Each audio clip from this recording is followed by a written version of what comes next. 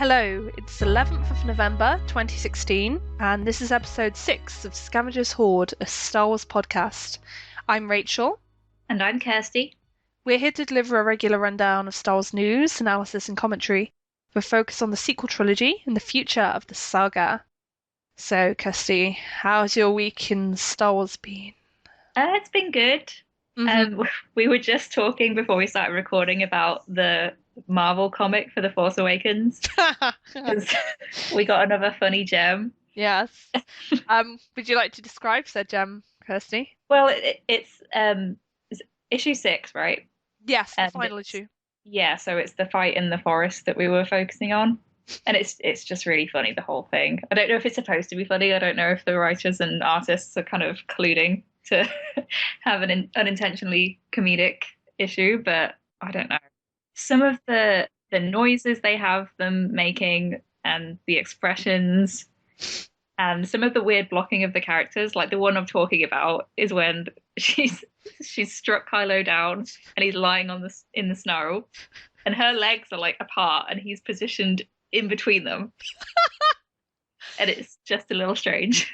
This will sound like we're being pervs, but this is literally what happens in the comic. This is a completely straight description of what the panel looks like. So there's no projection involved. It's literally what is there. Exactly. That's exactly what is actually there in the panel. I don't know if that's what they're going for in terms of innuendo. I can't help but think that they just went, oh, sod it. Let's just go all out. It's a bit... I don't know what to think about it. It's the kind of panel where you look at it and think, someone has a fetish. that was literally what I thought. It's like, seriously, man. Seriously. Yeah, I think maybe the artist ships it. Yeah. Reylo shippers in unlikely places. I mean, because that's actually a trope, right? If you look at, famous movie posters and that, having the woman's disembodied legs there, which I think is kind of gross. Yes, but it actually reminded me of have you seen Father Ted? Yes.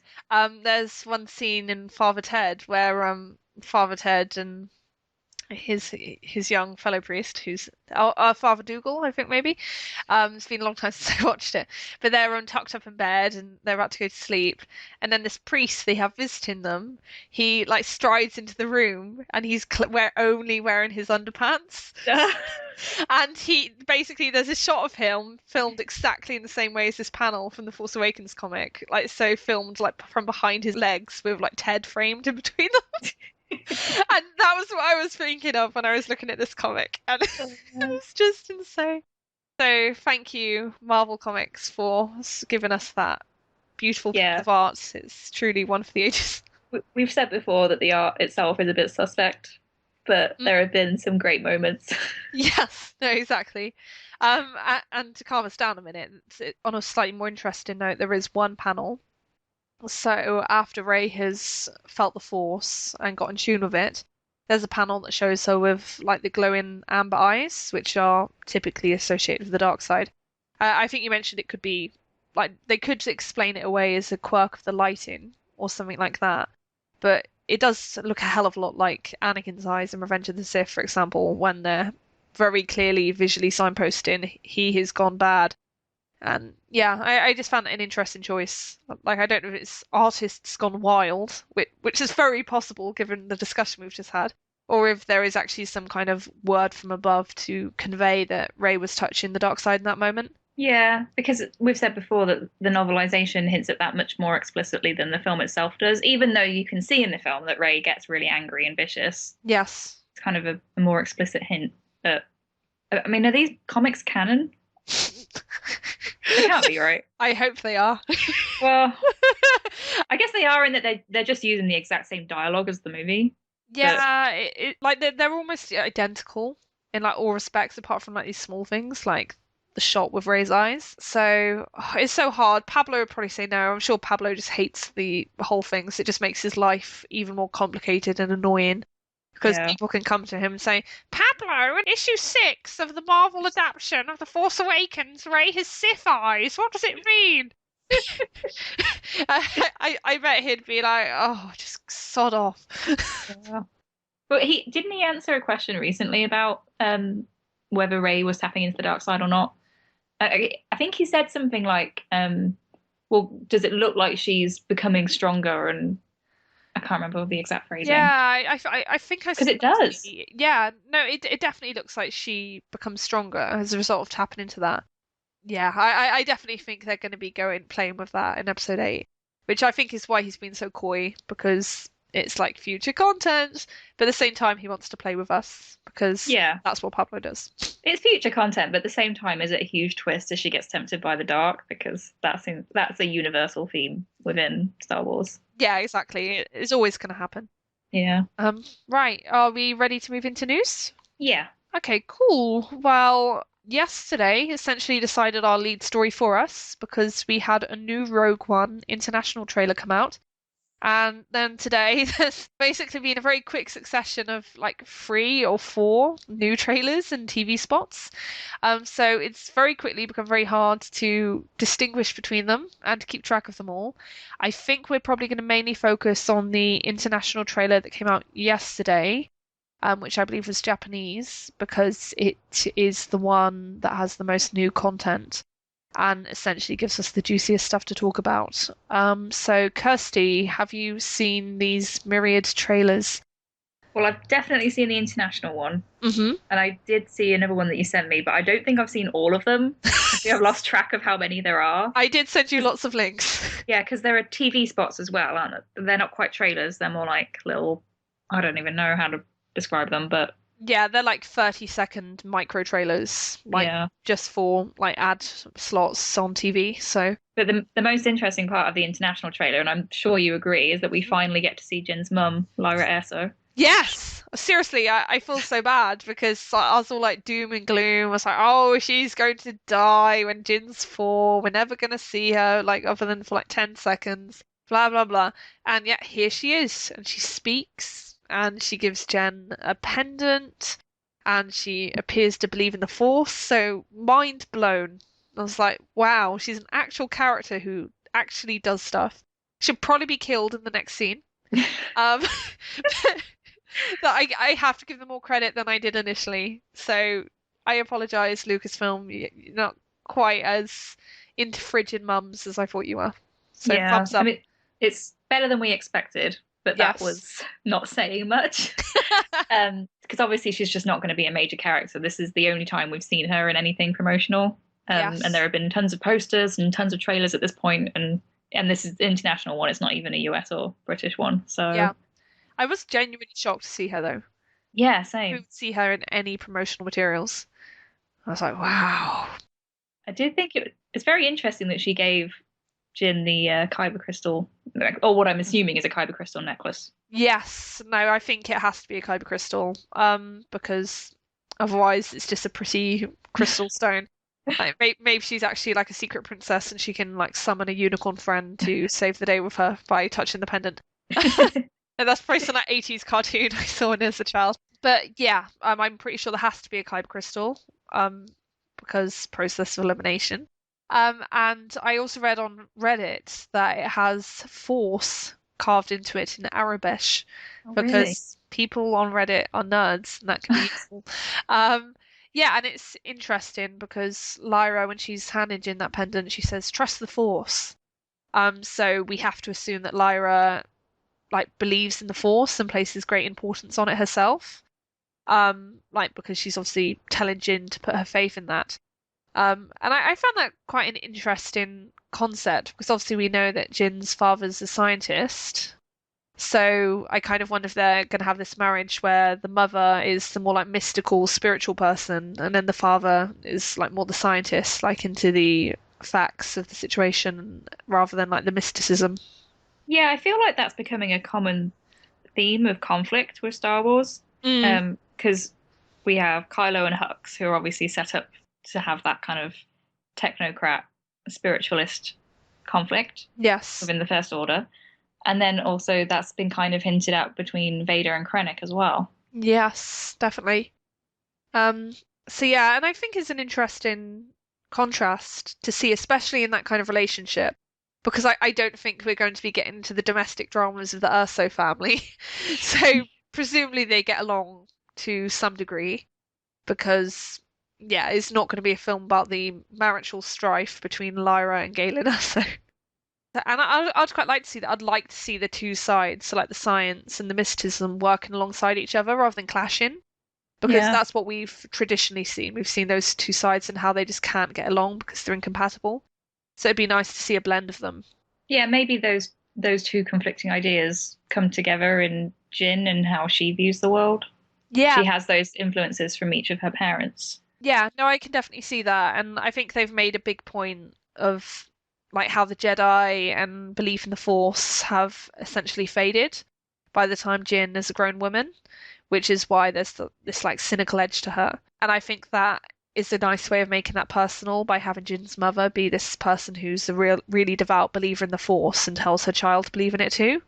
Because I reckon they're likely to do some kind of thing with Jin where she's lost her faith in the Force because she's just had such a rough time and she's been on her own for so long and feels so rejected and abandoned by everything that she no longer has faith.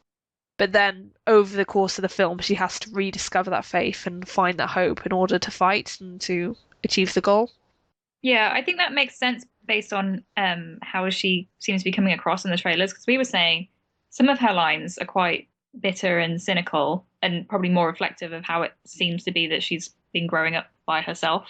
Yes. But then there are these very inspirational, optimistic moments, and she says things like, "May the force be with you." So maybe Yes. that is her arc across the story, like you say. Yeah. Have you noticed actually with that line, "May the force be with you"? I think she said that like there must be like six different takes of that line across all the different Oh, trailers. really? Yeah, I I, could swear every time that line has been included, it's been a different take. I did not notice that. I need to go back and watch them. I doubt the vast majority of people will. I'm just a nerd for things like that, and it's almost like just there's a completely different quality to her voice each time. So I do wonder what the hell's going on in the editing room. It's like make up your minds. Like these are Yeah. very different takes. So you need to like decide on which one actually suits your film. Right, because with all this talk of the reshoots and things, I hope that it's not going to mess with her character too much. That she does make sense as a person, even though she's going on a journey and she's not going to be static, but that it Yes. still has this consistency. And they seem to have decided what kind of character she is. Yeah, no, exactly. There has to be like an internal logic to her, and it needs to make sense that she's suddenly spouting, but rebellions are built on hope. Like she just can spontaneously become happy and optimistic. So I really hope that's organic and like it's shown to come from like a place that's genuinely deeply rooted inside her and like her background. And I think showing that to be a manifestation of her mother and her mother's beliefs and her mother's spirit, I think that would be a nice way to do that. And it would also be a nice way to show like a mother character being more than just someone who dies to give other people pain. It would be a nice way to show the mother actually inspiring her child and having a lasting influence on her child. Because I don't Yeah, think we've had that. I hope we get that. Like you say, we were worried a while back that Lyra was just going to die and then that would be it. Like Jin might not even remember her mother or have Yes. that connection. But if it is like her living on through her daughter, Yeah. that could be quite profound. Yeah. No, definitely. Yeah. I'd almost prefer to see Jin as Lyra Urso's daughter than Jin as Galen Urso's daughter. Obviously, she's the daughter of both of them, but as we've discussed at length before, Star Wars is really stuck on its daddy issues. It needs to get over it, and it'd be a good way to do that by having Lyra be this formative influence in Jin's life. Yeah. Well, I guess we'll see because it's coming up pretty soon. Yeah, exactly. There's not long left. Right. We had a nice shot of Vader in this trailer. It was probably the clearest we've had of him yet. He was like doing the whole like hand clenching motion. I've seen some people suggest that he's just finished choking someone, which is very charming, of course. Very Vaderish. Yeah, we've been told that he's going to be quite vicious and pretty badass Vader in this one, right? Yeah, no, exactly. Which I think is probably a good move because they really need that familiar point of reference for people with this movie because so many people are confused. And it's going to be that way right up until the movies. They really, really need to drum this home. This is Darth Vader. This is not Kylo Ren dressed as Darth Vader. This is not a hologram of Darth Vader. This is Darth Vader because this film is set in the past. I did feel like they were being quite heavy-handed. You like with the lines, like you say, the rebellions are built on hope. It's like, okay, this is a prequel to A New Hope. Yeah. Can we make that any more obvious? Yeah, I think the international trailer is also the first one where they literally say Death Star. And they keep saying Rogue One as well. Yeah, it's like, seriously, stop it. I think they even said Rogue One twice in one of the new TV spots. It's like, you do not need to say Rogue One twice. No, it's Rogue One, not Episode 8, okay? Yeah. So you're all aware. Oh, yeah, and that reminds me, I'm not sure if you saw this one, but one of the clips in, I think, one of the new TV spots, it literally has Jin say, "Welcome to Rogue One." Well, I know, it was so bad. I was like, no. I wonder how many times they're going to have Rogue One said in this movie. And that's really weird to me because I don't think that's going to be the best point of identification for casual fans about what this movie is. Because I like Rogue One is a call sign used in A New Hope, is that right? Yeah. Yeah, like that's really bad. I should just be confident of that information. I just don't really get why a movie would have to reference its own title so many times. Yeah, like, and it's not like Rogue One itself is immensely iconic. Like it is kind of iconic, I guess, but it's not that great a frame of reference. I'd definitely be doing more to big up Death Star or big up Vader than I would to be bigging up Rogue One. It's like we know the movie is called Rogue One. You have a Yeah. big ass title screen with the words Rogue One on it. And also the things about like including lots of shots of the Death Star, which it always looks amazing and beautiful. Yes. But we had Starkiller Base in episode 7, so it's not even like that is going to be the thing that really makes people understand where this is. It's almost like, as JJ said in his commentary, that having a Death Star or a Starkiller Base is like a prerequisite for a Star Wars film at this point. Yes. So it's not even like it's unique. Yeah, no, like that could come from any time and any era at this point. For a casual fan, Yeah, no, exactly. We know that it's the Death Star. Yeah, how do we feel this compared to the other trailers, like the international one? Did you like it more, like it less? Were you just completely meh? I've liked aspects of all of them. I don't think there's one I can easily pick out as my favorite. I was just so pleased to see Lyra in this one that maybe that makes it my favorite for now. Yes.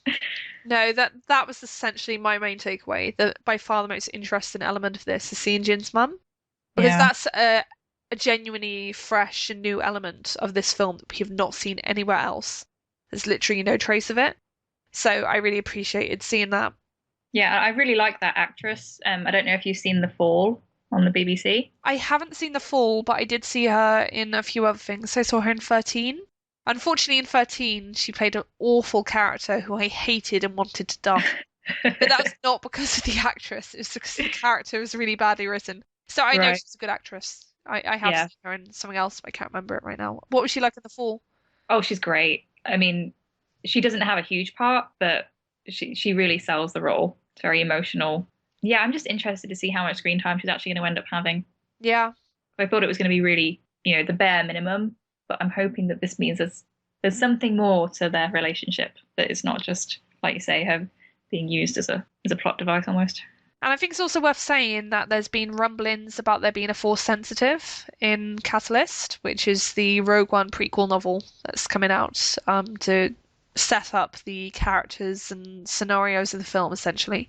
And it's basically been speculated that the Force sensitive of Rogue One might actually be Lyra Erso. And I definitely think this new trailer gave that some significant support because she's clearly quite a devout believer in the Force, if nothing else. That doesn't necessarily mean she has the Force, but I certainly think it seems much more plausible now than it did a week ago, at which point I would never in a million years have guessed that Lyra Erso might be Force sensitive. I was wondering, because I didn't think it'd be Galen and I didn't think it would be Krennic. And some people were like, oh, of course it's going to be Vader. But I don't even know if Vader's going to be in Catalyst, because isn't it focusing on Jin's family? Yeah, I don't think Vader will be in there. As far as I'm aware, Catalyst, at least it starts before Darth Vader is even a thing. It starts when Right. he's still Anakin. So, yeah, it's kind of before the whole Vader thing went down, so to speak. Yeah, that is interesting actually, because then she's if it is her, she's Force sensitive, but the Jedi is still around. Yes. Like, I suppose that's an interesting question, really, isn't it? It's like, what happened to Force sensitives if they didn't actually become Jedi? Because there must be plenty of Force sensitive people who didn't become Jedi. I don't believe that they all went to the Jedi Temple and learned as younglings and then became Jedi Knights and then went off on missions, blah blah blah. And this might well be explored in the Clone Wars. Well, I think they're in kind of introducing this concept in the new canon, like with the idea of someone like Maz who's force sensitive, but and Ahsoka as well, who turns away. Yes. I don't. That's something that's in the Clone Wars as well, but we've had that explored a bit more with Rebels and the new book for Ahsoka. So yeah, maybe it's possible that she's just force sensitive, but chose not to become a Jedi for whatever reason. I know that the Emperor and Anakin wanted to destroy all the Jedi, but could you destroy all of the Force sensitives? Because then we also have Rebels, and Ezra and Kanan are they're Force sensitives. You know, they're training to be Jedi. I do wonder if perhaps Lyra is like Force sensitive and that she can sense the Force and she's really conscious and aware of it, but she's not actually a Force user, so she can't like take active control of it. So in the sense that she's almost like Leia, because Leia's essentially in that position because she's really attuned to the Force and she can sense when things are happening.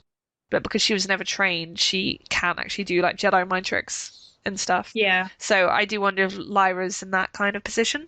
Yeah, I like that idea of different levels of strength connected to the Force. Yeah.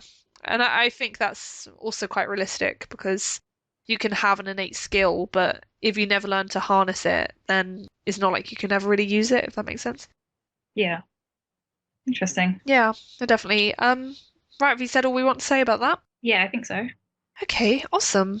Then we can move on to the next story, which is that there's a rumor about Rogue One ticket sales going on general release at the end of November. And this is a bit tenuous. It's from Star Wars Newsnet. And they basically found a tweet where someone said that a Swiss cinema is reporting that they're going to be putting Rogue One tickets for sale at the end of November. That may well not come to anything, or it might just be for this particular cinema, but it is still word, and that's significant because it's been mysteriously silent on this front. I was really expecting to have heard something by now. Because when did the tickets go on sale for The Force Awakens? Can you remember? I think it might have even been October.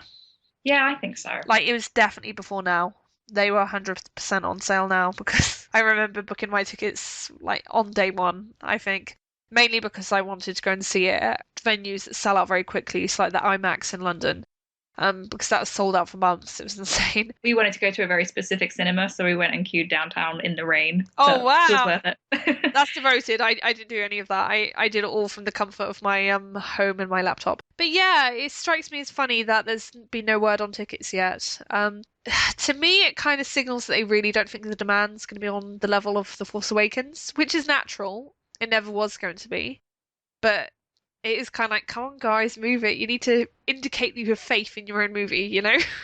I expected them to be out now, or at least to have heard something, like get an email from cinemas saying that this is when you can expect to be able to buy them. Yeah, it seems a bit badly organised.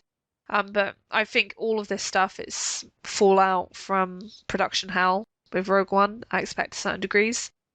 So I think the whole like marketing thing is a bit of a mess. So I think under any other circumstances, they probably would have put this film back a few months because they were making very big changes very late, like reshooting a significant portion of the film and hiring a completely new composer. Those are changes that really should put your film back, but it's very, very important that Rogue One comes out in the slot it does for many reasons. They just can't move it, so they're clearly moving heaven and earth to get it there. But I think stuff like the marketing campaign and the tickets going on release is all being reshuffled and is in a bit of a mess because of that. Yeah, I was still surprised. Like the composing is going on so late in the game. Yes, like Michael Giacchino just he can't be getting any sleep, and it's ridiculous. So I was looking it up, and I think he composes like 4 feature film scores a year anyway. So this is a busy, busy man, and then he's taken on Rogue One at the last minute with such a short time frame, and it's just going to take a superhuman effort to pull it off, I think. But he's very talented, so I think he will. Yeah, I think it will be great, but it'll be interesting. Will it be a masterpiece? I don't know. And it's a lot of pressure because it's obviously the first Star Wars film that's not composed by John Williams. Yeah, no, exactly. There's lots riding on this movie. I kind of feel sorry for it, but because it almost has more responsibility than it should have. Because it is like at the forefront of this new wave of Star Wars movies. and it needs to do it well in order to convince people that this is something that can work and something that can be viable for years to come. I think it. I think it'll be a good film. I'm just not sure it's going to be a masterpiece. Yeah, I think it's going to be very solid. And essentially, that's all it needs to be. So, as long as it's a good movie, it makes a decent amount of money, and it isn't critically trashed, like, I think then we'll be good. Yeah. Are you planning to pre-book your Rogue One tickets, Kirsty? Yeah, I will. I'm definitely going to do that. Yeah, I think it's nice just for peace of mind. Then you know the tickets are there, and it's nice and relaxed. I'm gonna make sure I go with a friend this time because last year I just moved to a new place and I went on my lonesome, which is sad. Like it doesn't bother me at all. I actually really enjoy going to the cinema on my own. Yeah, same. I'll probably go for repeat viewings by myself. Yeah, I in a way I find it actually helps me focus more on the film because Oh, you yeah. don't need to care about the social element so much. The first time I went to see The Force Awakens, we went in this huge group of people because obviously everyone was really excited to see it. Yes. But someone brought their girlfriend and she'd never seen a Star Wars movie. Oh no. And the whole way through, she was asking questions like, "Who's that? What's that?" Oh, and she really loved BB-8, but she every time he came on screen, she like squealed because he was so cute, and we were all just like, "Please shut up." Oh God, that would Yeah, drive me mad. yeah. I think she's seen them all since then, so if she's coming this time, maybe she'll be a bit calmer. Yeah, like it sounds like she almost had like OD'd on Star Wars on that occasion. Yeah. So, it's nice in a way because obviously she was really excited, but It's like she's find another forum for your excitement. yeah, you can't ask questions during the first viewing for people. Yeah, no, I'd find that really obnoxious. Ooh. And I sound really bad. No, there's just certain things you do when you're watching a film, don't you? Like Yeah, that's I consider like the cinema like my church. So if anyone like disrespects it and disrespects the sanctity of the cinema screen, then I will rage. I was like, be quiet. yeah, that's part of the rules. You've got to be quiet. You've got to turn your phone off. Yeah, Just respect the other members of the audience. so they have those helpful little screeners even reminding you to do that. So Exactly. there's no excuse. Yeah, and I'll be pre-booking my tickets as well. So looking forward to it. Yeah, I like to do that for lots of films anyway. It depends on the place, but then you can, reserve your seat and just have peace of mind that you're going to get there and it's not going to be sold out because that's really annoying. Yeah, no, definitely. I generally don't go to films that are popular enough to warrant pre-booking. But I will if it's a big film where I think there is the risk of me not having a seat. Right, are we ready to move on to the next item? Yeah. Okay, cool. So this is going to be our final Rogue One news item. And we basically have an assortment of things. And we start off with some banners.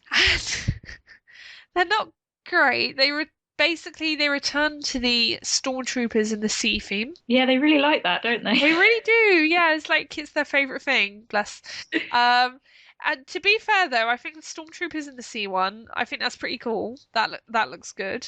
The worst one is the rebels in the sea. Oh my God. Yeah, it's so awful. Donnie Yen and the other guy, I'm really sorry, I can't remember his name.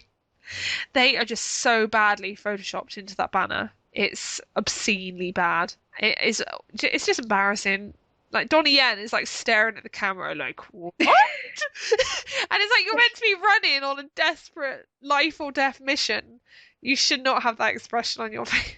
Yeah, but this stuff again, I'm wondering if it's a symptom of having to really rush this stuff, Yeah. the marketing, because I mean, it's not that hard. Yeah, I've worked with visual designers and UX designers, and it's obviously it takes skill, Yeah. but with a bit of time, you can put something together fairly easily. Yeah, no, and you can hopefully also find stills of the actors where they all at least have the same eye lines. Because in this one, right, you have Felicity, Diego Luna, and Riz Ahmed. All of them like have the same like approximately correct eye line. They're all looking ahead, and then the other two guys, like Donnie Yen, is like looking at the camera. As I said, he's like, "What?" And then the other guy's just like looking faintly off into the middle distance, like he's just kind of peeved about life. And yeah, it's just really bad. Yeah, but probably just expecting people to have a quick glance at it and not think about it too much, but we like to take everything apart and Yeah. criticize it all. They don't dare to imagine that assholes like us can actually sit here and dissect it in painful I detail. hope we don't come across as too mean. Yeah, sorry, designers. I know you try. I know you really try. Think of it as constructive criticism. So next time, find a picture where Donnie Yen is running and looking ahead of himself. Like, or Yeah, ask him to put in that pose. So, see, there you go. Then it's fine because we're still being a bit mean, but we're giving them suggestions so they know how to improve. constructive. Yeah, exactly. So they can go back and do better next time. So impress those two snooty bitches on the podcast. Yes. Like it. Right. Then the next thing we have is a bunch of behind the scenes photos from Rogue One. Have you seen these, Kirsty? Yeah, I have. They're pretty cool to see. Yeah, no, they are. I like behind the scenes photos more than official stills generally, just because they add more color to proceedings, I find. Like ones that stick out to me, you have a really cool one of Warwick Davis, and he's just chilling, and he's clearly playing like an alien dude. And you actually see this alien dude in one of the TV spots, and he's like firing his gun. And it's really cool because we determined that Warwick Davis was this alien dude firing the gun. And it's like, Warwick's getting to do something! Woo! Yeah. Because in Force Awakens, he was in there, but he didn't like do anything really. He was literally in shot for a second, and I think he turned around when Han and everyone entered. That was Yeah. the sum of Warwick Davis's part. But here, at least, he gets to fire a gun and look badass. Is he just going to be in every Star Wars movie from Well, now I hope on? so. He's still like pretty young, like because obviously he was 12, I think, when he was in Return of the Jedi, Yeah. and yeah, he's only like in his 40s. So I think they can keep him around for a long time. I'd like to see Yeah. Warwick Davis in Star Wars Episode 20. And like maybe even with his own face. That'd be legendary. It would. Like, yeah, don't have him play an alien every time. Yeah, no, exactly. Warwick Davis is a really cool actor. Right, then other behind the scenes shots, we have a guy in the black armor. I think they're called Death Troopers, and he's Mhm. a little stormtrooper doll. So I'm guessing he's there to hunt for Jin. Either that or he's just a memorabilia collector who is action figure along for the ride. Probably the former. Yeah, well, I would imagine there'd be a bit of a strange tangent for Rogue One to go on. And then there's another really cool one, and it looks like they're filming people in a spaceship, and then they've got this massive like back projection of a starfield, and it's really, really cool. I think they talked about this, and it was basically the idea of them having live special effects that the actors could respond to.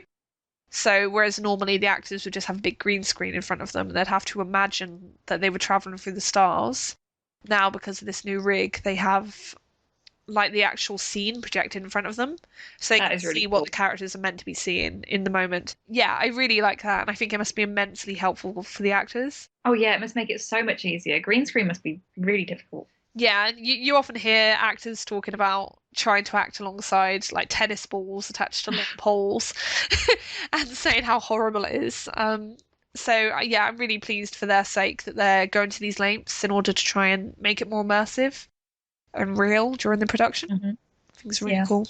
And then we have just the other ones are more like generic actiony shots. There's a cool one of Donnie Yen doing the whole blind thing, looking cool and blind.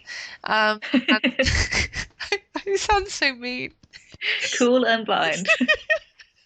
Yeah, I'm massively articulate today, as you can tell. And then there's another really cool shot of them filming on the famous beach with the helicopter overhead. And I'm going to sound really cynical, but I always sound really cynical. I bet you part of the motive behind filming on an island paradise was that looks awesome. Let's go Oh, I think film so. on the island paradise. Yeah, I think that's what's going on. A lot of it, I mean, it does look beautiful, but a lot of it is very about the visuals. It seems like, you know, Yeah, but it's like, oh, that looks cool. yeah, That seems to be what people take away from the trailers, yeah. which is fine. Yes, I have noticed that they seem to be using much more spectacular landscapes, Yeah. I guess, for Rogue One than they did for Force Awakens, because there's lots of natural environments in The Force Awakens, but they are much more modest. Like, no one, I think, would say, "Oh, let's go to Puzzlewood in Wales and film there. That'd be badass. We can all like have a holiday and go to Cardiff, and it'd be amazing." No one would say that.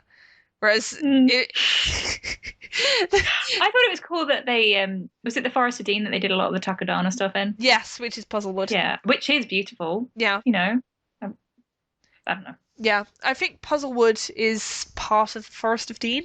Oh, I okay. actually live quite close to there, or did live. I need to try and persuade someone to give me a lift there. Yeah, I mean it's beautiful. Yeah. Like I think that was a good choice for them to and they and they had the Lake District when you first come into Takadana and see all the lakes there. So Yes. No, that's beautiful. And I know they did plate work in Iceland, but I don't think they actually took any of the actors there. It was just mm, background shots. yeah. So lucky, lucky film crew going to Iceland. Um, and then the final Rogue One thing we have is that there's an international poster.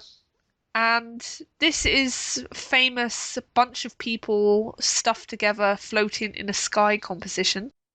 Mm, And they're at a weird Dutch angle, which makes you feel a bit disorientated. Actually, mostly looking in the same direction, but Forrest Whitaker is looking completely the wrong direction, which kind of confuses me. I'm so judgmental. Oh my goodness. What did you think of the poster, Kirsty? I do think it's a bit weird how they're all just kind of floating there with only half of their bodies. Yes. And again, you have Krennic as part of the rebel, which is a bit strange. Yeah. But again, it's probably just we don't know how else to put him in the poster, so He's like a growth coming up. And like Jin's so huge, so it's like Jin's this enormous giant, and then like all the I know it's like Snow White and the Seven Dwarfs. So it like is. Jin is Snow White, and then everyone else in her like merry band, they're like the dwarfs, and they're all surrounded. Yeah. We said before it has that kind of Joan of Arc vibe as well, right? Like Yes. she's just one woman, Yeah. kind of there to be like the voice of hope and hopefully more than that, but it has Yeah. that vibe. Exactly. We just need to hope that she's not purely an inspirational dialogue machine, Mm. because that is a risk that I'm becoming increasingly concerned about the more promotional materials I see for this movie. Actually, in the international trailer, didn't they have that moment with her and Cassian? That she was kind of talking about how she was used to people leaving and Yes, they did. I forgot to mention that. That was naughty of me. Yeah, she said, "I'm not used to people sticking around when things go bad."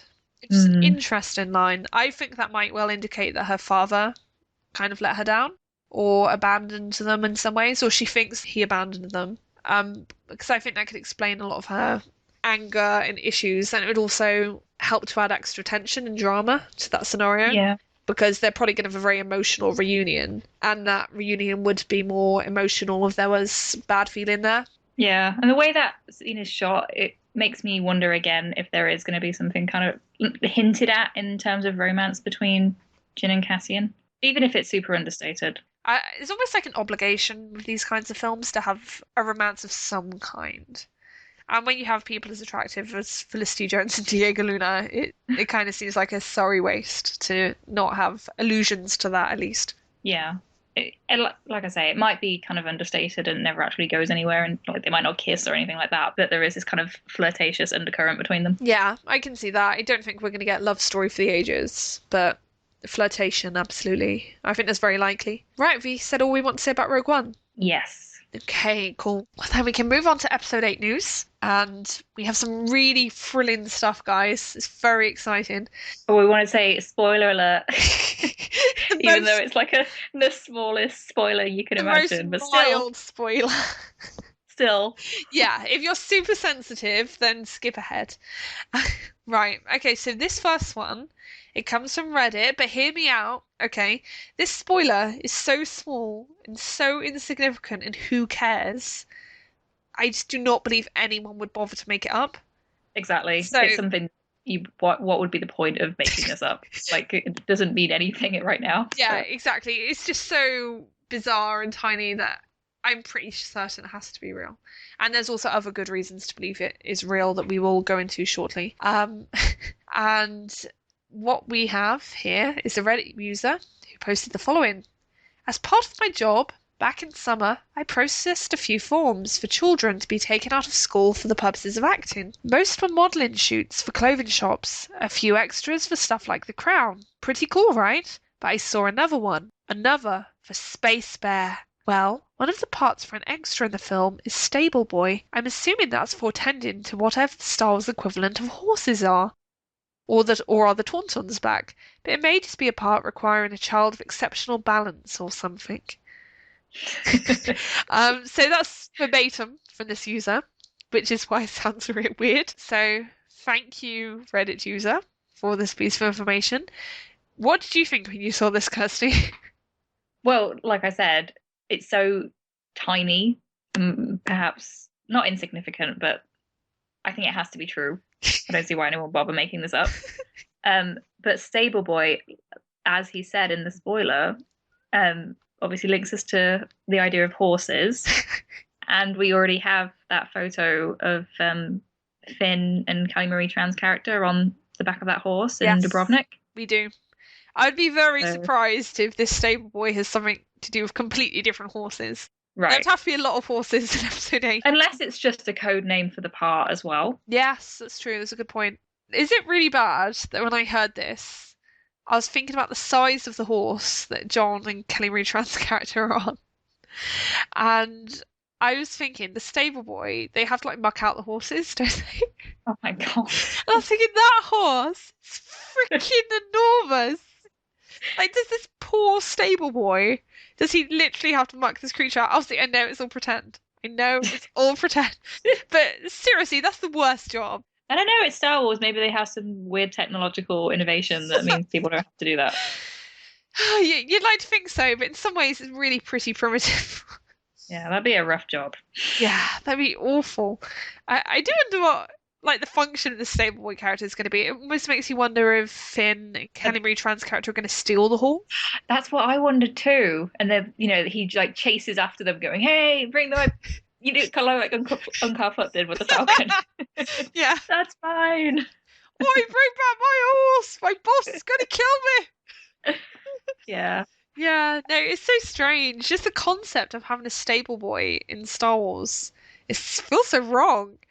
It feels more like a period drama, which it then brings me back to the idea of the prequels, because Rian Johnson said before that he actually quite likes the prequels, and that's somehow considered controversial in some areas of the fandom, but maybe they are going to bring more elements of that in, whereas The Force Awakens was very much about paying homage to the original trilogy. Yeah, no, it strikes me as very pastoral almost, which is interesting because they've generally tended to avoid that in Star Wars. It's generally been more urban and like about important political meetings and stuff. So the idea of there being some scenario that involves a Stable Boy is quite intriguing to me.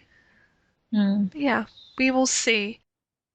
Right, are you ready to move on? Yeah. Okay.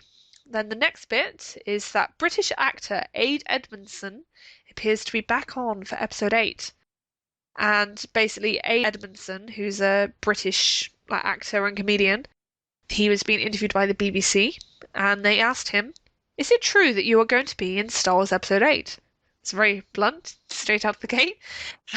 And then he answered, "I wouldn't know if I am or not. I can tell you I've signed a great big non-disclosure agreement for something. I've no idea what it was." Ha ha ha ha ha ha. So that's a yes then. Yeah, it basically is. Although I do wonder if the bit about I don't know whether I am or not, that means he has a very small role and a role that could very well be cut. Yeah, I think that's that possible. is a plausible explanation for what he's saying. But it basically confirms to me that he has done filming for episode 8, 100%. Mm-hmm. You would not say that if you had not done filming for episode 8. No, you just say no. It's not lying. Exactly. It is basically confirming it without confirming it. So, yeah, I like it when actors do this. It's cheeky and silly because there's no point keeping up the pretense because everyone knows that is a yes. Mm-hmm. But it's fun. Do you know the actor from anything? Yes, I'm a big fan of The Young Ones and Bottom. I don't know, for non-Brits, they might not be well known, but they're pretty culturally iconic comedies in the UK. Is he one of the main guys in The Young Ones? So I've seen it. Yeah. I feel really weird because I've seen Ade Edmondson in something, but it's in War and Peace. That's not what his usual thing is with comedies and that, but Yeah, like, and that's interesting though, because obviously we have very different perspectives on him because you've seen him as a comedic actor and you know what he can bring from that perspective. And I've seen him in what is basically a straight dramatic role because he plays Natasha's father, and he's a bit like bumbling and weak, but it's not really a humorous role, if that makes sense. yeah, his comedy is very crude and very slapstick. Yes, It's brilliant, but if you're easily offended, don't watch it. I The reckon. language is pretty but obviously they'll have to tone anything down. If he has got like a funny role in Star Wars, it's obviously going to be something that's suitable for children. So Yeah, it's not going to be the first R-rated Star Wars film just because Ade Edmondson's in it. Um, yeah, I think if he is going to be playing anything, it's most likely to be an uncouplet type role. I don't necessarily mean his character will be anything like uncouplet, but a character of that kind of size. If you know what I mean? So they're yeah, not like a one scene character, but a smallish character who nonetheless leaves an impression and actually has something important to do. Because I don't think they'd bring him in just for like a cameo.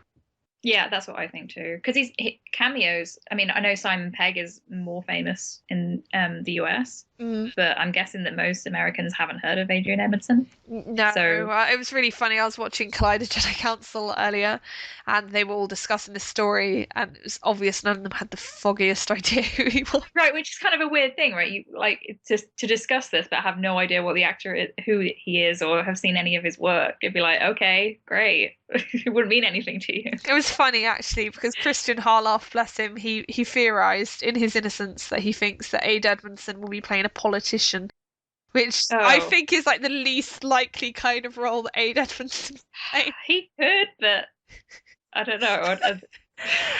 That would take it in a very different direction in Yeah, politics. Who knows? yeah, anything is possible.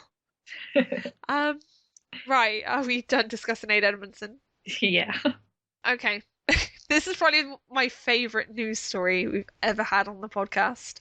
It's pretty up there for me, yeah. Yeah, this is Blast from the Past. So we're going back a long way to basically the time when people were auditioning for Kylo Ren, because that happened. Basically, to give people some context, they always knew they wanted Adam Driver because Kathleen Kennedy recommended him and said this guy'd be perfect, but they weren't sure he would take it. So just to keep their minds open, they did audition a few other actors. And recently it came to light that one of those actors was Eddie Redmayne, and he spoke to Uproxx about auditioning for Kylo Ren. And it's interesting and entertaining on various levels, so I will read. Okay. You mentioned auditioning for the same roles as Donald Gleason a lot. When you auditioned for Star Wars, did you audition for Hux? No, so I was going for, I think, for Adam Driver. They gave me like a Star Trek scene, or like something from Pride and Prejudice. It was one of those films. The films that are top secret, they don't give you the actual lines. So they give you a scene from Pride and Prejudice, but then they tell you you're auditioning for the baddie. If you're me, you then put some ridiculous voice on. That was a really hilarious moment because it was Nina Gold, who I have to thank a lot because she's cast me in several films. And she was just sitting there, and I was trying again and again different versions of my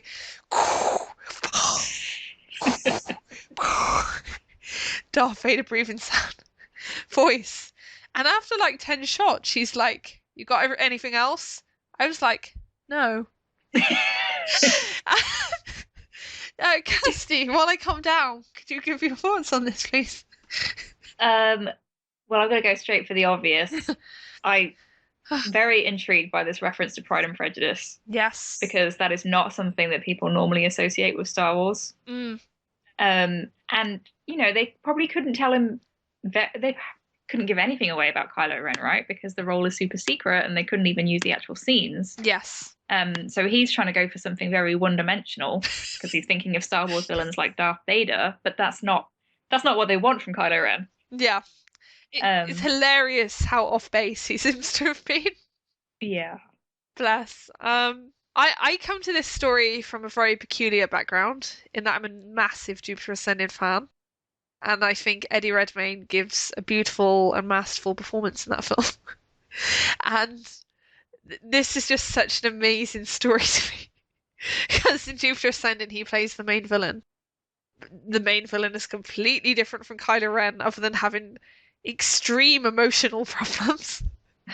And like Balema Brassix, who's Eddie Redmayne's character, he's like Kylo Ren's emotional problems by a magnitude of 10,000. It's insane. And yeah, I just think of poor little Eddie doing this silly voice and the casting director just staring at him like, seriously, you've got to be kidding me. I'd like to Mm. think that he did the audition, the Balama Brassix voice. So like he's saying this line from Pride and Prejudice, like, "You have bewitched me." I'm dying to know which scene it was they gave him from Pride and Prejudice. Yeah, I Because I've talked before about Kylo Ren having like those Byronic qualities, mm, but he's in the Force Awakens. He's not a Mr. Darcy. mm, Like he is the villain, and Mr. Darcy's an antagonist. yeah. But it's obviously a very different genre. Has influences of that, but it's not. Um. Yeah, no, So no, it's yeah, really intriguing. I can't think of any characters' lines they'd give him to try out other than Darcy. Like, who else would they give him? Mr. Collins? Mr. Bennett? yeah. Well, Darcy, because he does have shades of that. Like I say, because he's not very self-aware at the beginning and comes across as very haughty and arrogant. Yes. So yeah, I can see them going with that. I mean, it's not going to be Mr. Collins, is it? And not even Wickham, because Wickham's all about being charming. Yeah, It's like the opposite for him. It's like he starts out charming and everyone loves him, and then he's revealed to be a complete, asshole. yeah, But Darcy's like the other way around. yeah. No, it's So very intriguing. Because presumably they gave the actors trying out for the part of Kylo Ren these bizarre audition pieces because they somehow hoped that they would get something out of the actors that they wanted in this character. Because they wouldn't completely arbitrarily give them lines from Pride and Prejudice. yeah, There I think had to it's have been some kind of logic behind that decision. I think it's really about having that range that you can have that vulnerability, but also a real anger and aggression, Yes. which is what Adam Driver brings to the role himself. So Yeah. No, definitely. They made a very good choice because as much as I love Eddie Redmayne, I think he would have been very wrong for the part of Kylo Ren. it would have just been different, I guess. Yeah, like it would have been completely different. And I suppose it's just a testament to Adam and what he did with that part that I just cannot imagine anyone else in that role now. He Mm, completely owned it. And I see that role as being so defined by the character's physicality and this like raw, pulsating strength that the idea of someone like Eddie Redmayne trying to channel that it does not compute in my brain. yeah. I do find it interesting that they were clearly going after actors of a certain caliber and level of experience. Yes. Um, and for newcomers in Star Wars, people like John Boyega and Daisy Ridley, they're right at the beginning of their careers. So for Kylo, they obviously wanted something that was able to bring an awful lot of different aspects to a role, which it's a very challenging role, isn't it? Yeah. No, they clearly wanted an actor with some kind of heft, which is really cool. Like, and it's good, and it shows how much importance they placed in the part because Yeah. they auditioned very respectable and experienced actors who clearly had a lot to give. Because Eddie Redmayne, like I'm obviously being teasing a bit, but he's very, very talented. He's an Oh, exceptional he's an actor. Oscar winner, isn't Yeah, he? exactly. He's like amazing. He can act the hell out of anything. He probably could do broiling physicality better than I give him credit for. It's just I've never seen him in that kind of role, so it's Hmm. difficult for me to envisage it. But he's probably more talented than I'm giving him credit for. And anyone who can give the performance that Eddie Redmayne gave in Jupiter Ascending is a pretty special actor, to put it mildly. You still need to watch that. I know I do. So many things to watch. Right, have we said all we want to say about Eddie Redmayne? I think so. I'd be curious to have a whole list of actors that they were considering for the role because that does kind of give you all these different clues. Mm, There have been rumors about others, but I guess we'll only find out if they come forward in interviews. I did read of that Joel Kinnaman was Yeah. auditioned as well. I know he's a European. I can't remember which country. I think he's Swedish. I'm not Ah, sure. okay, yeah. I haven't seen him in anything, but I looked at pictures and I was like, He was, boy, you're attractive. yeah, he's very handsome. He was in House of Cards, and he was pretty good in that. Yeah. No, it just again shows the kind of caliber of actors they're going for. Hmm. And I like how they keep on going back to that European stock stable of acting talent. It's such a cliche. Yeah. Right. So are we ready to move on? Yes. Okay, cool.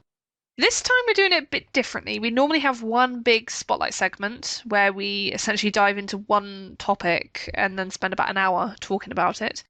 But this time we're going to have two smaller segments, and that's probably a good thing. So we've spent a long time talking about the news. Um, and this time we are going to start off our first mini segment with a talk on the developing discourse in fandom. And this basically came about because the J.J. Abrams audio commentary was released, and I think Kirsty would agree. We've essentially seen these quite significant changes in the tone of the discussion online and the kinds of things that people are saying, and just how it's affecting people's perceptions of The Force Awakens and so on and so forth. I was wondering, could you give a bit of background, Kirsty, to try and set the Yeah. scene for people? I mean, if people haven't yet listened to the commentary themselves or read it, you can go back to the episode before this one where we really kind of dove into it in pretty substantive detail. Um, but basically, it seemed to validate certain readings of the movie, and those readings have since December been less popular than others. Mm. It seems to have opened up more of the discussion that people are kind of being a bit more open-minded as to alternative theories where previously they were shut down. Yeah, I think that's a good like broad way of putting it. One of the things I found with much of the discourse around Force Awakens since it came out is that a lot of the discussion has focused on how this movie is retrograde and Yes. derivative of what has come before. So people obsess over how it's lazy and how it copies from Star Wars precedent. And essentially, there have been more subversive interpretations of the film that highlight the new aspects and the new kind of character dynamics. So, between Kylo and Rey, for example. And they have seen those as very central to The Force Awakens and understanding that movie and perceiving it as its own beast and something that is not completely beholden to the past. And that line of thought has alternately been suppressed, ridiculed, mocked. It is ridiculous. There's been all kinds of nonsense going on, essentially shouting people down because they perceive these characters' relationship as integral to the new trilogy. And now J.J. Abrams has come out and basically said, yes, this is a really important relationship, and we made all these directorial decisions behind the scenes to emphasize how important this is. And you can't escape that reading of the film anymore because we Mm. literally have it from the director's mouth. I feel for JJ in a way because making this movie, it was almost like they had an obligation to really pay homage to the original trilogy and A New Hope specifically. Yeah. So he kind of had this quite rigid framework that he then had to manage to somehow set the foundation for a new story in it, but subtly. Yes. So it's been interesting to me that the people who seem to have been most vocally critical of the fact that it's just the same Mm. have also been resistant to these theories that say actually there's something more going on here and it's really intriguing and exciting. Yes. So you and I are obviously we're proponents of that. We've seen it, we've talked about it a lot, we've talked about it in our podcasts Mm. and our essays, and it's just been very discouraging, really, to be laughed at and told that we're imagining things. And that's why we were so excited when the commentary came out. Not because JJ was telling us anything we didn't already know, because it was something that we'd seen, Yeah. but that it was finally we can point to something that the actual creators, they've said that this was intentional. Yeah. We're not imagining things. We're not crazy fangirls. Yeah, no, exactly. It's basically what I, and I'm sure you, have seen over the past months since The Force Awakens came out has been what is essentially gaslighting. Yeah. People, people basically being treated like they're mad women and like they're projecting their hysterical fantasies onto this poor, innocent, helpless movie that is victim to their bizarre interpretations of things, and just being completely devalued and had their contributions treated as if they're worthless and completely irrelevant to the discussion at hand. And yeah, that's what makes these comments so important and emboldening to us because they're like, no, hang on, you are thinking along the right lines. You were right to notice these things. You were right to notice that Kylo's behavior concerning Rey is really weird. You're meant to question why he behaves as he does around this girl. That is part of the movie, part of the directorial intent. And there's just something so gratifying about that because it just feels like vindication at this point. Because when you've been belittled and banned from discussions in certain parts of the internet, Mm. then you just almost feel disheartened and you do start to wonder, like, am I imagining it? I never genuinely believed that, but it does really make you question the validity when you're surrounded by this enormous community of people telling you that, no, you're wrong. And yeah, so it's really nice to get that support and that backup from powers that be. Yeah. I struggle to talk about it because it's obviously something that's been going on for a long time, like since we joined the fandom in earnest. Yes. And the goalposts have been moving a lot with the discussion. Yeah, And sure. that's what's very frustrating for me because we were saying from the beginning, and people that we know and think similarly were saying that Kylo Ren and Rey are the central dynamic of the story. Yes. And you can see that in the film, and it's not even subtle.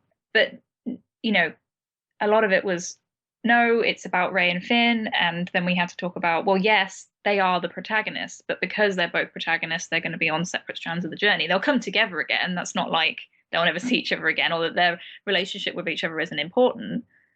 But it was almost, I don't know. A lot of us have, backgrounds in writing and storytelling, and it felt like people were being quite defensive of us when we were talking about things from a storytelling perspective, not just an in-universe one, that we were somehow being condescending or talking down to people, Yeah. or that we just didn't understand Star Wars and somehow that's a genre unto itself and therefore wasn't bound by, almost universal narrative rules and structures and motifs. Because it's not, like we've said before, Star Wars has these components from fairy tales, westerns, mythology. I think all of this is shaped by the fact that for the longest time in Star Wars internet fandom, it has been quite steady in terms of the kind of community you're dealing with and the nature of the discussions people are having and people are interested in having.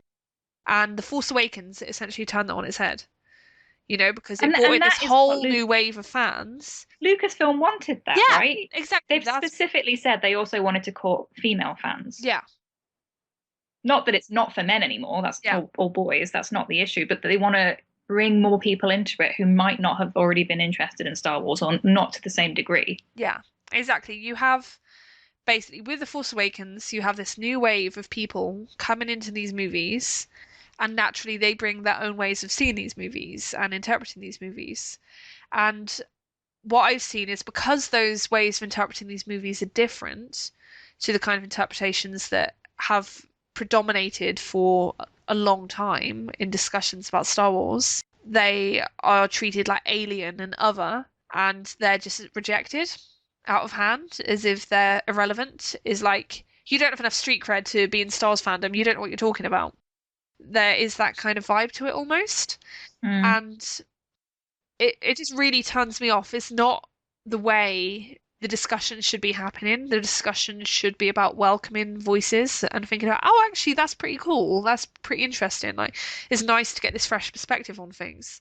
But it's like people do not want a fresh perspective, that instead they want to like curl in on themselves. And Yeah. even though they say, oh, I want Star Wars to be new and fresh and daring again, rah, rah, rah, when there are actually new and fresh and daring elements, they hate it. They don't like it. They violently resist it. And Yeah. yeah, it's always like there's hypocrisy at the heart of it in certain circles. I definitely don't think all established fandom is like this. You can have very intelligent and worthwhile discussions on corners of the internet with people who have been Star Wars fans for a long time and are still open-minded and are still interested in new voices and new takes on things. But unfortunately, in my experience, that has been relatively rare. The most productive and enthusiastic and encouraging discussions I've had have often been with like, other fans who are in the same boat. They're newer fans, and they do come to it from a similar position to what I do, which I really like. It's really cool to discuss these movies with people who have like similar feelings and similar passions and similar ways of seeing it. But at the same time, I also think it's really sad that there are like these enclaves, so that the people who already have the same positions on things, they're talking to each other and they're debating with each other. And there's not like much cross-pollination between the different sectors and those different theories and outlooks on the films. Yeah. And that frustrates me. So I love a healthy debate. I love discussion. But because people are so resistant to the like perspective that we have on these films, for example, like with that central Rey and Kylo dynamic that we think is so important, like because people refuse to see that and even act like it's abhorrent that you're even suggesting that that might be a thing, you can't have those discussions. That is like there's just this either conspiracy of silence or outright censorship, and it's ridiculous. Yeah, it's a shame, and it's gone on for longer than I thought it would. It actually got a lot worse Mm, over time because as things were coming out, like Bloodline, that threatened the idea of Rey being a Skywalker and stuff like that, and you know, the timeline just didn't work out for some of the theories. mm, People almost retreated rather than taking on this new information and adapting their theories or looking at ones that maybe fit it a bit better. yeah.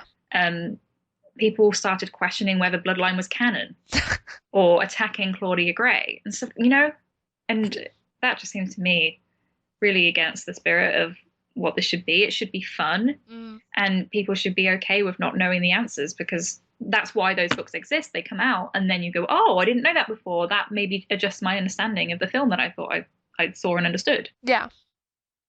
So, and I'm not saying that we're going to get everything right. Mm, Like that's not what we're saying. And when we feel validated by JJ's commentary on The Force Awakens, that's not us saying, "Oh, that means we're going to get everything right for 8 and 9." yeah. It's just that we thought we saw certain things in The Force Awakens, and that's been backed up. Mm, Doesn't mean that we can predict where the story's going to go. Well, we can predict, but we don't know, yeah. and that's okay. Like I feel like it's become very important for fans to be right Yes. at all costs. And it's just okay to say that you don't know. I think it's this idea that, like you say, it's not about us being right. I don't want people to listen to this and think that we're coming to this from a position of superiority, like, oh, we have our position completely backed up by the director of the movie. We're like completely on the way to canon status, la la la. Like that's not how I think about this. It's more just the case that when you've had your views treated as so insignificant and irrelevant for so long and excluded from the mainstream discussion, it's just so important to actually have support and feel like, no, we do deserve to be in this discussion. We do have worthwhile things to say that are supported by the film. Because a lot of the observations we've made of the interactions between Rey and Kylo, they are founded in the film. It's not like we are plucking these things out of thin air or just suggesting on the basis of nothing what will happen in the future films. We're theorizing on the basis of what is in The Force Awakens. So we've always seen those things, but other people have either denied those things are there or have suggested that they're projections. And Yeah. it's just so incredibly frustrating. Well, if we're talking about how the conversation has changed very recently, it's made me realize that a lot of people did see it. Yes. They just wanted to pretend they didn't for some reason. Yeah. It was almost like if we don't acknowledge it, it'll go away. It won't be a part of the future story, which is, that's the idea of somehow advocating for the storytellers to not know what they're doing, which is ridiculous. Like you want it to all fit together. You want the characters to develop in a way that makes sense. One would hope. So yeah, like looking at the interactions between Rey and Kylo, and they always struck me as something that is not familial Mm. doesn't suggest that these two are related by blood. Through the legs pose. Through the legs pose. Sorry. Or not even, you don't even have to look at Marvel. You can look at the actual movie, the subtext, the ambiguous dialogue that can mean one thing to adults and one thing to children. Yes, exactly. That the competent storytellers would not do that for cousins or siblings. Mm. This isn't the original trilogy. They're not going to make those mistakes again. Yeah. And I think some people were counting on those mistakes being made again, and I just don't understand that. Yeah, I have actually seen people suggest that the like sexually charged subtext to the interactions between Rey and Kylo. I've seen people suggest that is the filmmakers deliberately trying to emulate Luke and Leia. I have literally seen people make that argument, and that just baffles me. It's like, of all the things they would want to pay homage to in the original trilogy, I think accidental and incestuous attraction is not one of them. The thing is, Luke and Leia, yes, they kissed, but they didn't have this the same kind of sexual undertones. It Yes. just didn't. So when you have Kylo Ren say to Rey, "You know, I can take whatever I want." Mm. I don't think he's intentionally. I don't think he understands. This is just my interpretation, but I don't think he understands it when he's saying that as something that can be interpreted as sexual. But Yeah. it's subtext, and the adult audience is supposed to pick up on it. Yes. And I've seen people recently, because of the commentary, maybe they'll acknowledge that and say, "Oh yeah, everyone in the audience cringed and said ew" Mm. when that happened. And yet they're still advocating for Rey to be a Skywalker because the hero of Star Wars always has to be a Skywalker. Mm. So I just can't work out the psychology of that. I think it probably feeds into this because obviously people, for understandable reasons, they have serious problems with Kylo Ren because he killed Han Solo. So I think it's easier for people to accept that he will just be made to seem even more gross and reprehensible by having these evil designs on his cousin, sister, whatever. Like that is more palatable to these people than the idea of that same character being redeemed and potentially having a romantic relationship with the heroine. I do think a lot of this feeds into people's very visceral reactions to Kylo Ren himself. Yeah, well, yeah, we've seen that a lot in the idea that no, he can't be redeemed because he killed Han. Mm. Because the idea of him staying as a one-dimensional or becoming a one-dimensional villain because he's not that at the moment is somehow like the audience having revenge on him for killing their childhood hero. Mm.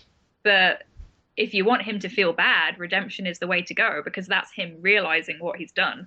Yes. How he's hurt people. You know, redemption isn't about everyone magically forgiving him and pretending it didn't happen. It's the opposite. It's him realizing the magnitude of his crimes. Yes. And it's no guarantee that that he would fall in love with Rey and then she would fall in love back. Like that's not necessarily how it's going to go. They could easily have something one-sided. Mm. But the beginnings of it is in the Force Awakens. Like it's in there that he has some level of attraction to her or intrigue or fascination. Mm. Yeah, I don't know why people have ignored it for so long.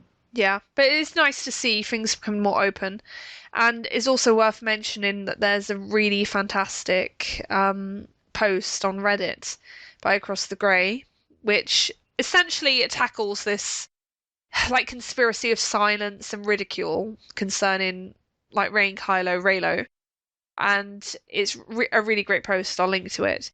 And it just sets out how bullshit it's all been, basically.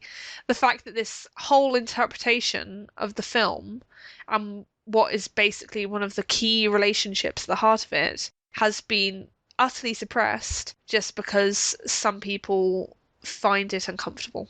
And it's basically said how wrong that's been and how stifling that's been. And fingers crossed, we should have the author of said post on podcast next week, which would be very exciting. Yay! So yeah, we should hopefully have a very interesting discussion furthering upon this. I would certainly look forward to that very much. Is there anything else you want to say about this discourse and fandom? I don't think so. Just that to end on a more optimistic note, that it does seem to be changing for the better. Yeah. Certain places still have kind of a restriction on the discussion. Yes. But you can tell that people are becoming increasingly curious and possibly receptive to the idea. Yeah. Because if Rey isn't a Skywalker, that does have implications for their dynamic going forward. Yes. No, definitely. There has to be something linking these characters. And if it's not blood, what is it? So Are we ready to move on? Yeah. Okay, cool. Well, then the next mini segment is going to be about Letter Never Sent. And to give some background, Letter Never Sent is a Soviet film from 1959, directed by Mikhail Kalatozov. And I'm very sorry for horribly butchering his name, because I'm sure I have. And it has the following plot summary, which is a team of four searches for diamonds in the central Siberian plateau. Leader Sabanin, guide Sergei, and geologists Andrei and Tanya seek the vein of stones that scientists have determined must exist, eager both to secure personal glory and also to end Soviet dependence on foreign diamonds. The team pursues their task persistently, methodically, and relentlessly. Their work pays off. They find the diamonds, but before they can reach the extraction point, a forest fire drives them further into the wilderness. That's more of the premise than the full plot synopsis. It's probably best to avoid spoilers. But the reason I'm bringing up this seemingly completely irrelevant film is because Rian Johnson, the director of Episode 8, has cited it as one of the influences on his film.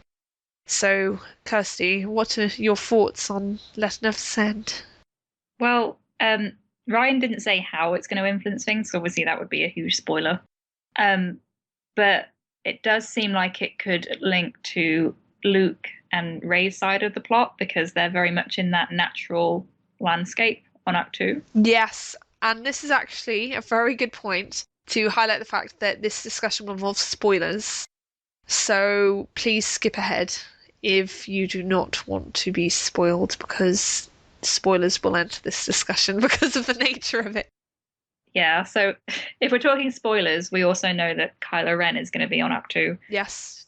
joining them. Because obviously, at the end of the Force Awakens, we know that they were already there, but that he'll be joining them, and that does seem to correspond with some of the storytelling that goes on in this film. Yeah. Not sure how literally it will play out again, but there are themes that kind of seem to fit with the romanticism of Act Two, like that it's this magical island that's probably very strong in the Force and has these mystical qualities, and there's that sense of pathetic fallacy that's present in the letter Never Sent. The idea of the natural environment reflecting what's going on with the characters, which I find really interesting, and I'm hoping that will play into Episode 8 in some form. Yes. No, definitely. Those are all really good observations. I think the most striking reason to believe that Let Never Send is going to influence the whole Rey, Luke, Kylo thread of the plot is mainly because of the geographical locations we're talking about. So the whole point of Let Never Sent is that this team of geologists, they're completely isolated. They are utterly detached from the rest of humanity, and that leaves them extremely vulnerable and exposed to the elements, and they're completely at the mercy of Mother Nature. And obviously, on Act Two, you have again a very small group of people isolated on a very lonely and barren environment, and they are cut off from civilization, and they are in this very intense and concentrated situation with each other. And in Letter Never Sent, it's perhaps most interesting in the first half, which is when you have all these tensions within the group, because you have this situation where Tanya and Andre, who are the geologists, they are lovers, but Sergei, who's their guide, he has an unrequited love for Tanya, essentially. And so this situation where it's a kind of love triangle, it creates all these like tensions and struggles and like intense emotional situations. And not necessarily saying they're going to repeat that beat for beat in episode 8, because for a start, there's only 3 people on Act 2 of significance, unless someone's hiding or one of the Knights of Ren magically becomes important. And I really don't see Luke being the third wheel in a love triangle situation, because that'd be wrong on so very many levels. Although I believe it's a ship, actually. I because people Rook. Yeah. That sounds so bad. That sounds like a genre of music or something. So I basically the point I'm trying to make is that I can see all these broiling emotions and all these like intense relationships between the characters. I can see that coming into play in episode 8. How about you, Yeah, Kirsty? you can see it really play across the characters' faces as well. There's all these long, lingering looks, and it's kind of awkward and heavy with tension. Yes. Um, and I do think Sergei kind of has some qualities that kind of could be considered like Kylo Yeah. in terms of quite primal and passionate, Yeah. um, and like heavy with his physicality. Yeah. There's real emphasis on how physical that character is. There's a very crucial scene where Sergey and Tanya they're both working in a pit, and Sergey is essentially driving this pick into the ground, and he's driving it into the ground over and over and over again, and it's Hmm. almost like quite an erotic movement because of the repetition. And Tanya's in there as well, and then you begin to focus on like the sweaty body of Sergey as he does this very heavy physical work, and then you see him staring at her, and then she notices and stares back, and it becomes very tense and very awkward, and you're not sure what's going to happen. Like there's clearly all these strong emotions, but it's like, is he going to kiss her? Is she going to kiss him back? And it raises all those questions. That's like a Pride and Prejudice moment. Yeah, no, exactly. Maybe a similar scene is what they had Ade Redmayne try out. Unfortunately, I don't think we'll ever know. Yeah, and then just before anything physical happens, like Tanya finds like a diamond. The whole idea is that there's this unrequited love that is never fulfilled and it's a missed opportunity and there's tragedy in that. But then the mission to save the Soviet motherland is fulfilled and they succeed and all is prosperous and good in terms of the bigger picture. So I don't think Ryan Johnson would be taking the political ideological stance of Less Never Sent into episode 8.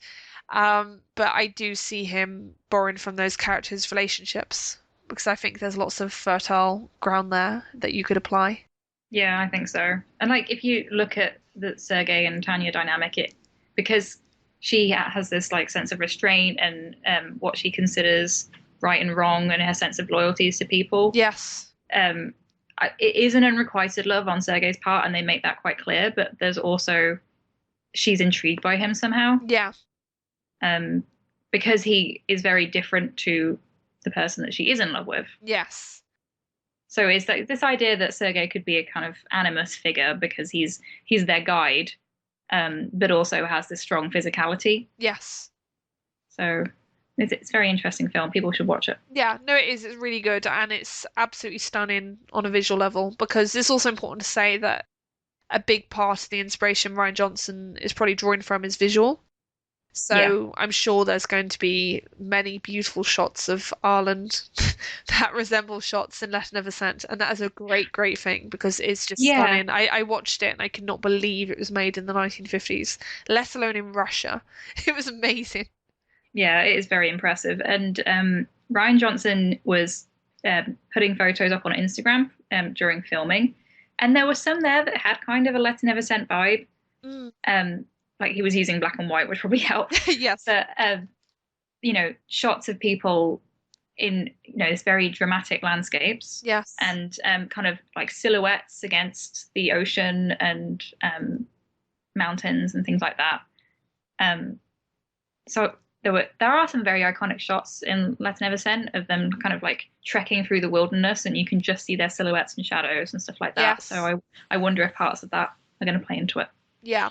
No, definitely. And I think you make a really good point about Tanya being shown to be so devoted to her duty and like the success of the mission.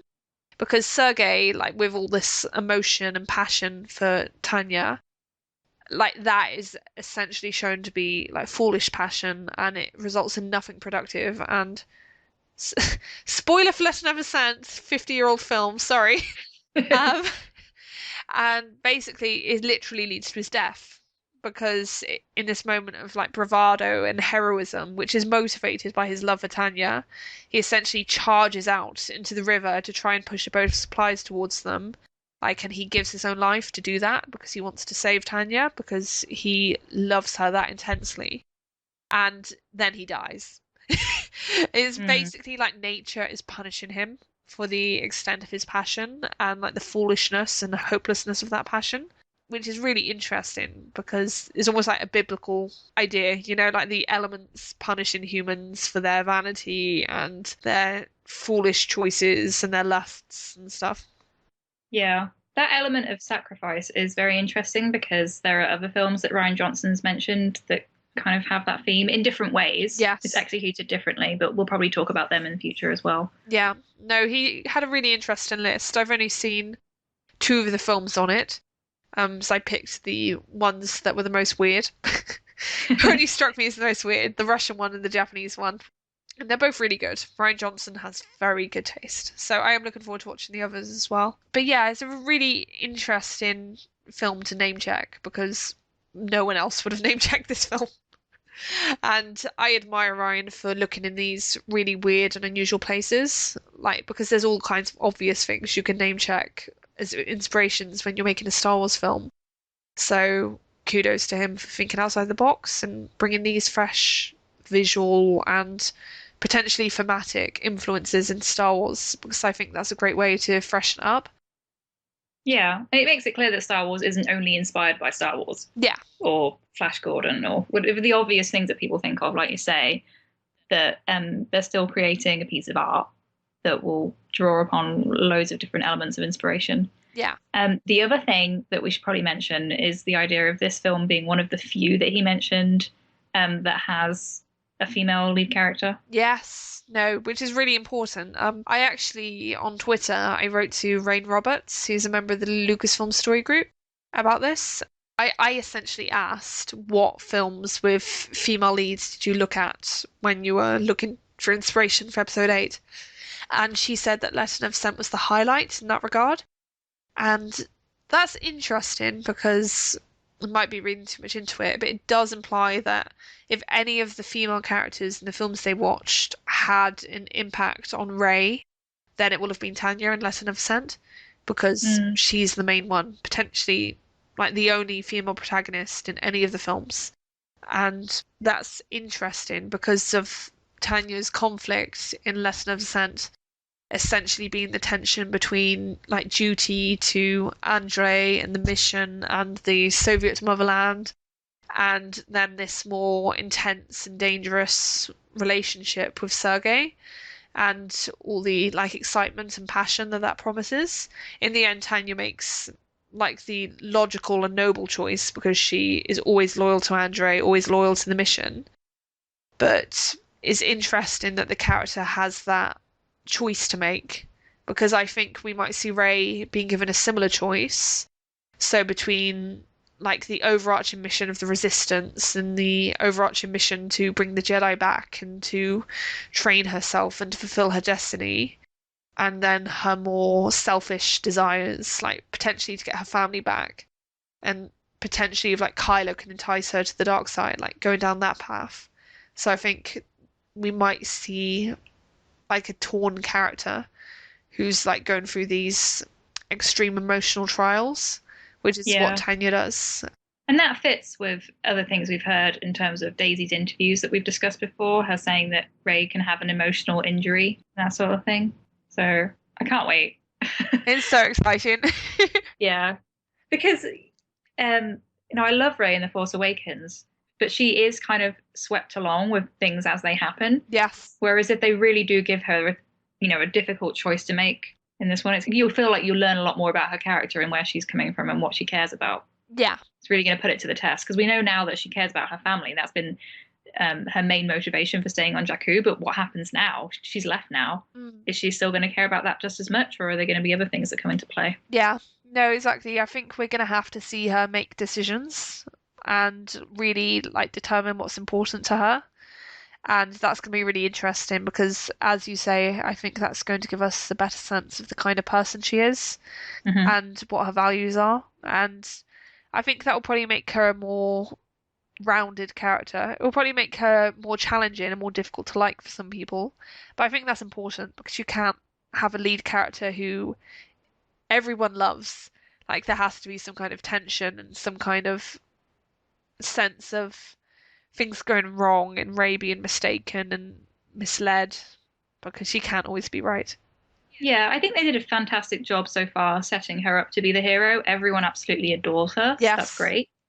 Um, but to be interesting and to truly develop, um, she does need to be tested in some way, and to sometimes not make the right decision, or maybe she makes the right decision, but it doesn't seem like it at the time. And yeah, Yeah.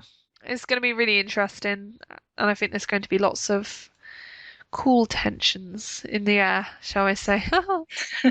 Um, right, are we ready to move on from the letter never sent? yes, let's get to questions. Okay, cool. Right, so the first two we have are thankfully quite short. So the first question is from an anonymous user on Tumblr. Question: do you think Hux is going to be killed off in episode 8? I saw some people talking about it, and I hope not. Kirsty, what do you think? Um, I think it's possible. Mm, I hope they don't, because I think he's great in that role. I yeah. love Donald Gleason, but I think it's possible because he's pretty one-dimensional. And they're not going to be able to spend an awful lot of time developing his character. There's so much other stuff going on. They're introducing new characters, and You mean he's it's not he's going to be about clearly. the passion and struggle of Armitage Hux? We might get that in a book one day, and I would definitely read it. Um, Same. but he's set up to be kind of this one-dimensional villain, isn't he? Yeah. He So he could be killed as part, to fulfill someone else's arc. I hope Kylo kills him. I know this sounds really bad. I really like Donal, and I do like the character actually. I do find him a really fun and like even quite interesting character, like on a thematic level because of how he contrasts with Kylo. I think they make good foils to each other. And yeah, Donal's really entertaining. Um, but yeah, I think his best purpose, like in terms of an ending for that character, is going to be killed by Kylo in some capacity. So that would not really be added to one of Kylo's list of crimes, you know? Yeah, that's the Like, thing. He's like he's it's so clearly a villain that it's not like, oh my God, I can't believe Kylo killed him. he's gone too far. This is the irredeemable act. Screw Han, he killed Hux. Yeah, Yeah, I can see that as a possibility. I haven't really given it much thought. It sounds like this person's quite attached to Hux. yeah, it I don't- does. Like I say, I really like the character. I think he's certain to die before the new trilogy is out. If he doesn't die in 8, I'd eat my hat if he doesn't die in 9. yeah, I I think he just has to die. It's the nature of that kind of character because he's so formative and important to the First Order, and presumably the First Order they are going to be put down by the end of 9. Be surprised if not. It'd actually be quite refreshing if not, because it would create lots of storytelling potential for the sequel to sequel trilogy, which is surely inevitable. Um, but yeah, I think all bets are on Hux being dead by the time episode 9 happens. But yeah, I'd like to see him survive till then. So I hope he lives through episode 8.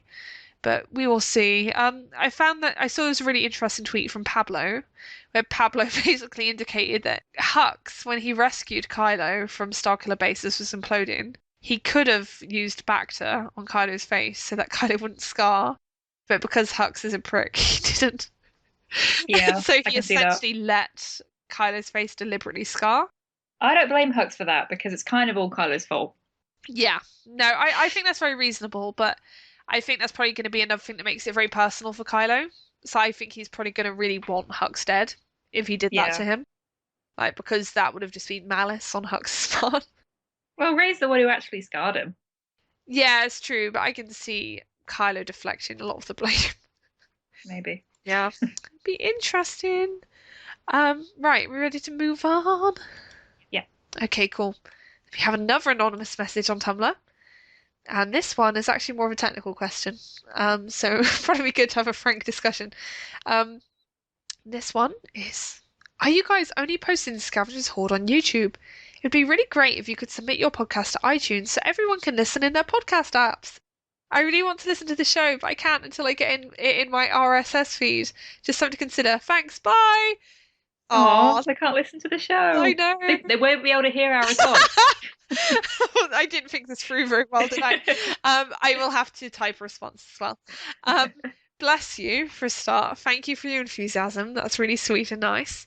Um, iTunes is definitely something I'm going to try and work on when I can get my ass in gear and find time to do it. Is complicated because essentially finding hosting for audio files online, it is either expensive or deeply inefficient or filled with advertisements. So it's essentially going to be a process where we have to decide which is the least evil of the options available to us. Yeah, we'll have to do some research, but we definitely do want to get on iTunes because I've had a few people asking as well. I Yeah. know it's more convenient for most people Yeah. than YouTube.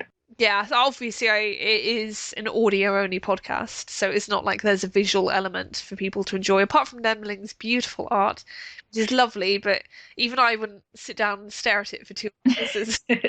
Um, because, yeah, you just don't do that. So yeah, rest assured it's something we're working on, and it will happen sooner or later. Um, it just, hopefully this side of Christmas, let's be optimistic. Touch wood. Yeah. So fingers crossed. Um, right, and then our final question is a biggie, and I'm really hoping you can help me out here, Oh Kirsty. God, I don't, I'm not even sure. I had a look through it and I was like, I don't know if I feel confident enough to answer that. But We'll muddle through. We're going to try, bless you. It was such a good question. I had to include it. So this is from Aimless Dreamer, who's one of our YouTube commentators, and she said, I do have a question for you guys, and it has to do with the novel Lost Stars. As many know, Lost Stars is, at its core, the original trilogy from the Empire's point of view. After reading, I rewatched the prequels and the Clone Wars, and from what I understand, the Empire was born from the declining Republic, and thus technically won the war, even though the whole thing was part of one scheme. However, in Lost Stars, it appears that Imperial history books favour the Separatists.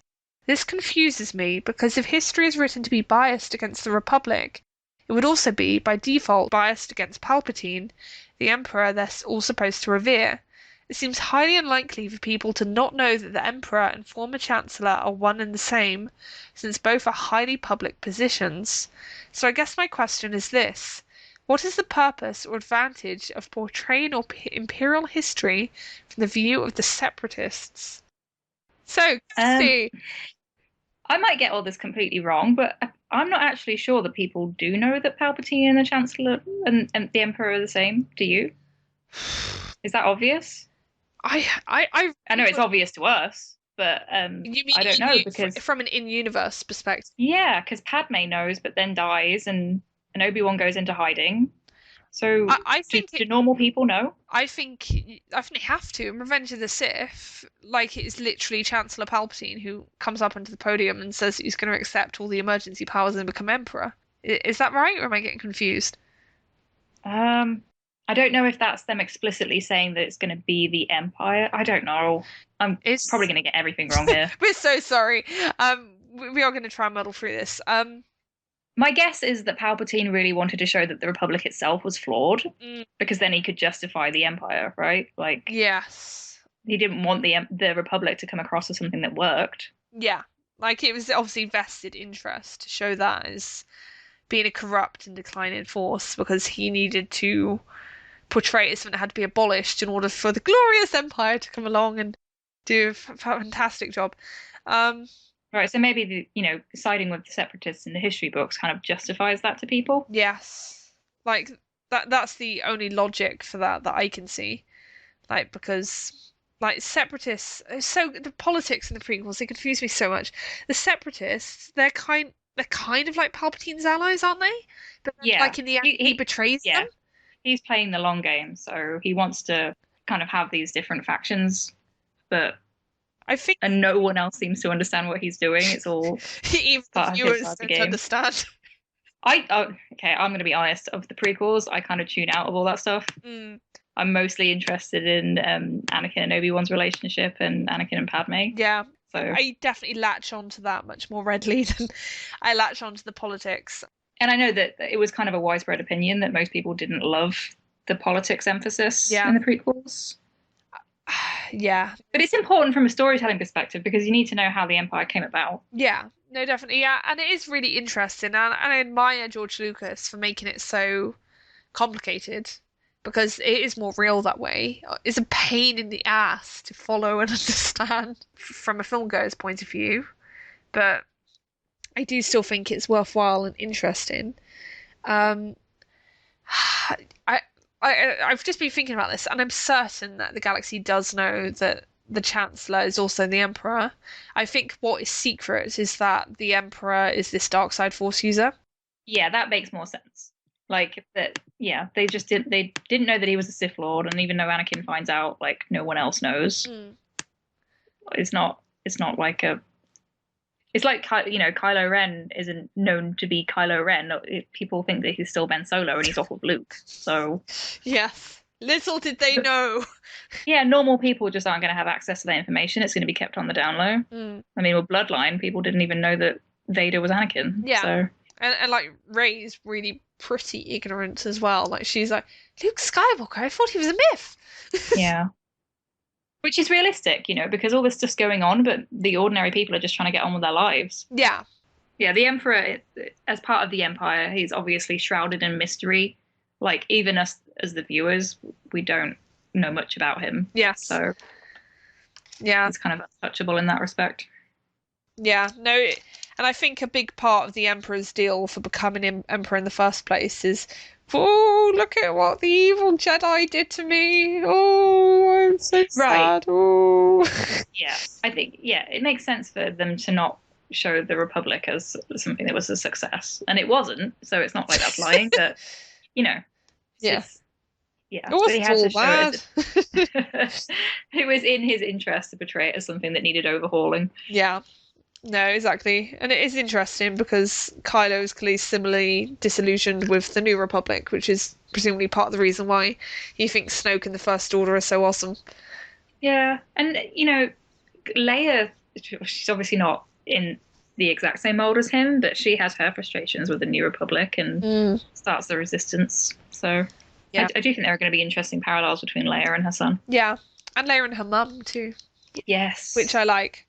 So I do like this idea that she's her mother's daughter. So again, going back to that whole thing with mothers not being important enough, it is cool that they're showing Leia being the politician because that's what her mum was. And that idea did very much come from George Lucas when he came up with Padme, which I appreciate. Yeah. Right, so are we done, do we think? I think so, unless there's anything else we need to... I think we've covered everything, and I think we should have a pretty neat and snappy episode today by our standards, which is good. Cool. Yeah, you never know. Before we know it, we might actually be down to 1.5 hours. That magical dream goal. Right. I am Rachel. I am Star Wars Nonsense on Tumblr, and I am Journal of the Star Wars on WordPress. And Kirsty? I'm Bastila Bay on Tumblr and Scavenger's Hoard on Twitter, if people want to follow us. Yes. Twitter is the place to find us and the place to be. Right. We hope everyone has a great week in Star Wars 2, and you'll hear us again next week. Bye. Bye.